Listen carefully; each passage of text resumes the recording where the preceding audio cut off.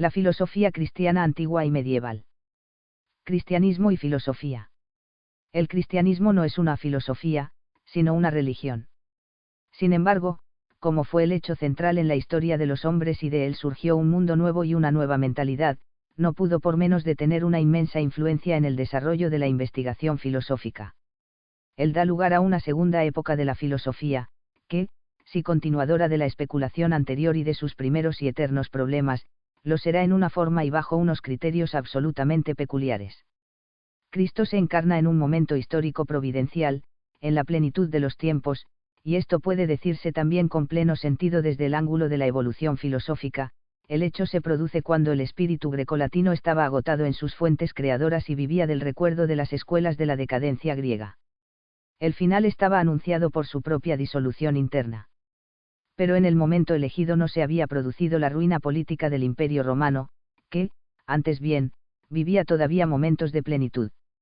De este modo, aquel mundo relativamente homogéneo, civilizado y pacífico fue el mejor vehículo para la difusión rápida de la nueva fe, y el cristianismo alcanza así a guiar y proteger al mundo antiguo en la caída del Imperio Romano salvando cuanto de la cultura clásica podía salvarse, para sacar de aquella universal tragedia una nueva civilización, la civilización cristiana.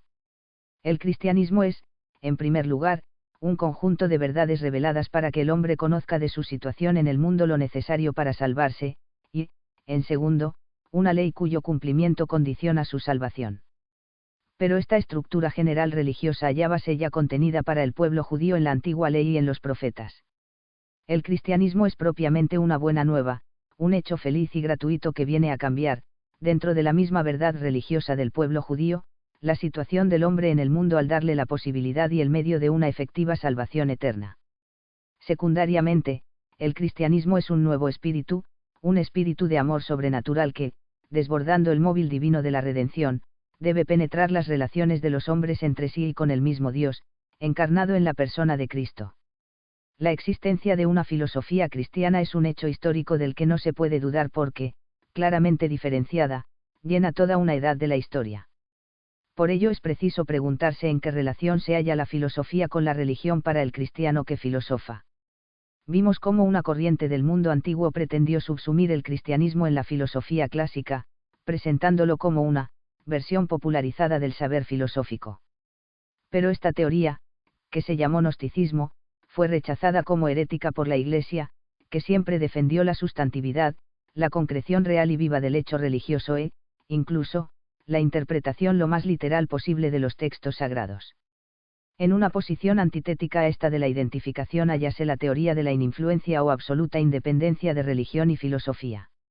En la Edad Media se llamó a esta posición, teoría de las dos verdades, y tuvo muy pocos defensores dentro del cristianismo, al paso que fue muy frecuente en el mundo islámico por la dificultad de conciliación racional que presentaba este credo religioso.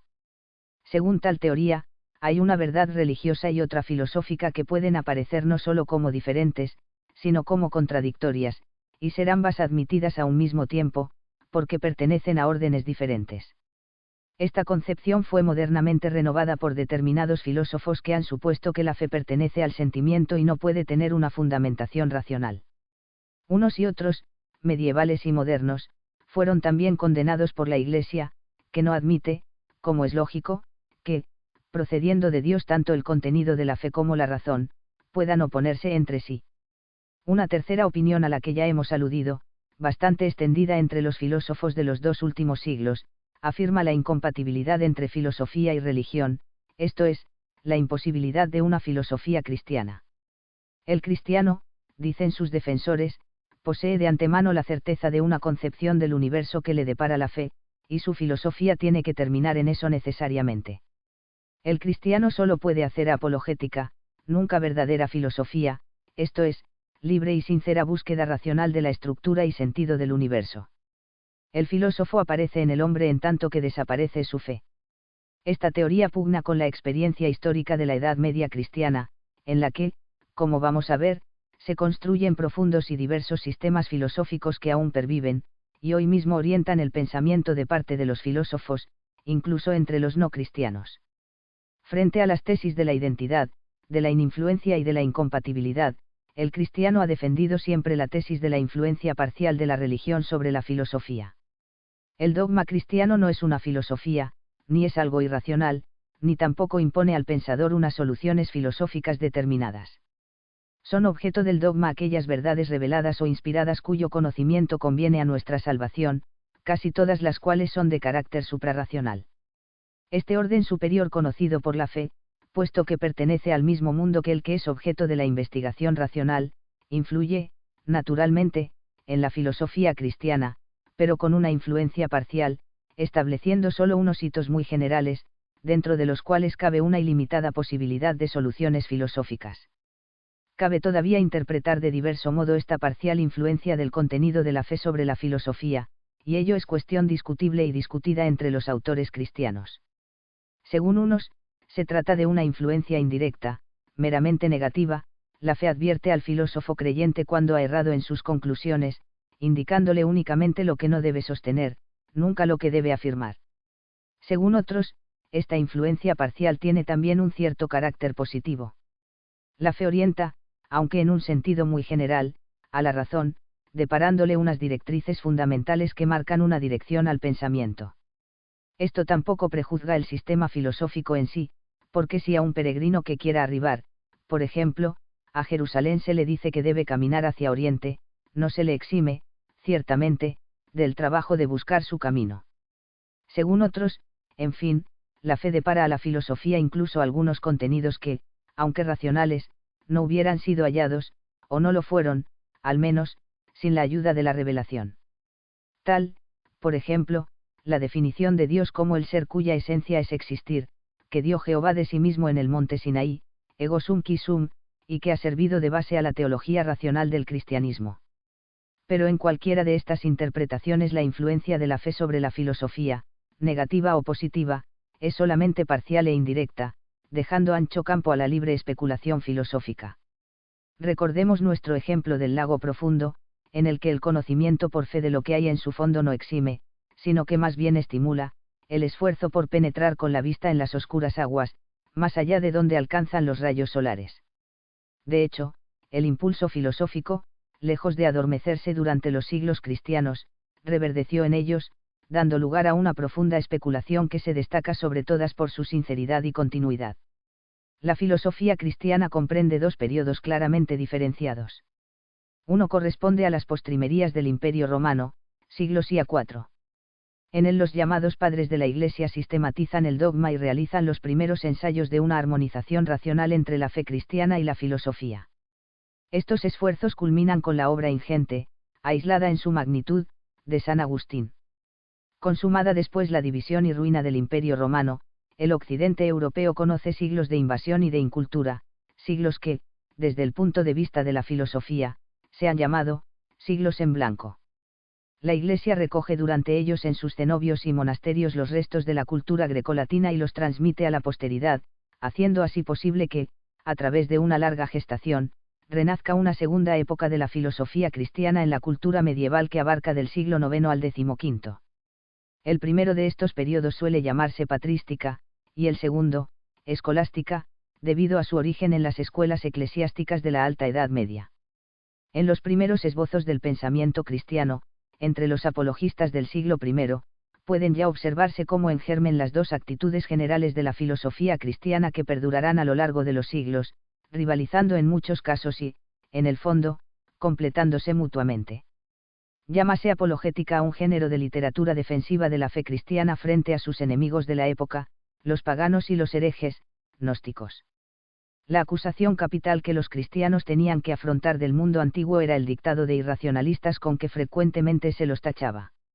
El orgullo grecolatino quería ver en ellos una contradicción esencial de la cultura filosófica, una especie de locura, insania crucis, que se contagiaba desde el ambiente extranjero de los judíos. Frente a esto la reacción de los apologetas cristianos fue doble: unos se esforzaban en demostrar la falsedad de tal impugnación, procurando conciliar la antigua filosofía y la nueva fe; otros, en cambio, se refugiaban en la pureza de la fe y en la sencilla relación del alma con Dios, despreciando las vanas construcciones del saber profano, los estériles sistemas de la filosofía que nada resuelven ni nada valen ante el saber revelado. Representa la primera posición, entre los apologetas del siglo I, San Justino Mártir, que trata en sus obras de presentar a la filosofía clásica como antesala y preparación de la fe cristiana. Las doctrinas de Platón y de Aristóteles deben mucho, según él, a la revelación primitiva y a influencias maseicas y de los profetas. Así, lejos de haber contradicción entre la ciencia antigua y la nueva fe, debe considerarse a esta como la coronación de la vieja filosofía y el alumbramiento de la verdad plena de que estaba preñada. La posición contraria es la representada por Tertuliano. Para este exaltado apologeta la antigua filosofía es, ante Dios, pura insensatez. Jerusalén es la antítesis de Atenas, la Iglesia, de la Academia. Suya es la conocida sentencia, credo que absurdum, creo porque es absurdo, tan necia e inútil es la ciencia de la razón que la mejor garantía de la verdad de la fe es precisamente su irracionalidad. Ningún autor cristiano ha defendido posteriormente esta extremosa e irracional actitud de Tertuliano, pero ella es, como la de San Justino, el preludio e inspiración de una gran corriente de pensamiento. Mirando hacia atrás puede reconocerse en Tertuliano un eco de la actitud platónica y en San Justino de la aristotélica. Platón, como Tertuliano, se refugiaba en la íntima y secreta experiencia del alma y descubría la única verdad en un mundo superior ante el cual cuanto en éste nos rodea en sombra efímera y desdeñable. Aristóteles, con San Justino, valora, en cambio, la ciencia humana, empírica, y la realidad concreta, para penetrar a su través en el ser y en la verdad. Del mismo modo, hacia adelante, asistiremos a la acción y reacción de dos grandes corrientes de pensamiento cristiano, una que se recluirá en la íntima y serena relación del alma en gracia con Dios, desentendiéndose en general de la naturaleza y su estructura, y otra que leerá la verdad en el fondo de lo creado, y en su ordenado y profundo dinamismo el secreto de la salvación. La primera, que predominará en la tradición de los primeros siglos de la Iglesia, hallará en San Agustín su más alto representante y en la mística su coronación. La segunda, que dominará en el siglo de oro de la escolástica, encontrará en Santo Tomás un genial expositor. Platonismo agustiniano y aristotelismo tomista serán así los dos grandes cauces por los que discurrirá el esfuerzo filosófico del hombre medieval, prolongando los dos más grandes sistemas de la antigüedad y preparando las complejas construcciones de la filosofía moderna.